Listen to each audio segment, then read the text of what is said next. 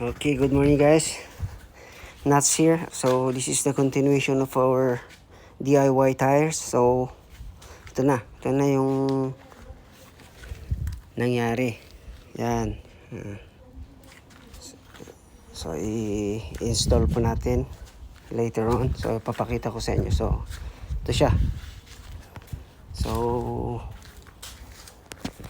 yan po yung continuation, yung pinipintura natin na DIY tires natin.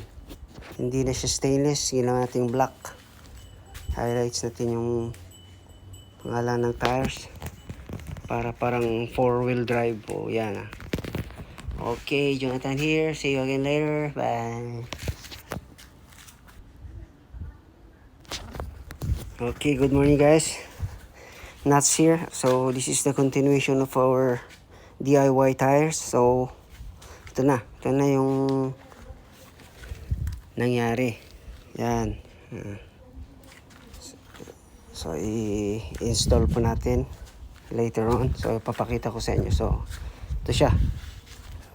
So yan po yung continuation, yung pinipintura natin na DIY tires natin.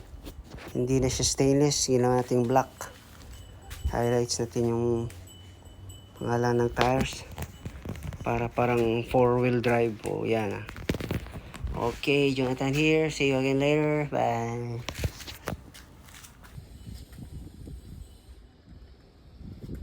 So hey guys, ito na po yung nangyari sa DIY natin. Looks like this.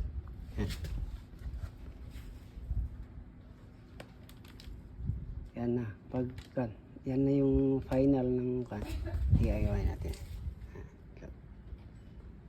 Yan po. Yan. That's the looks niya. Paint natin ng black. Caliper. Hello.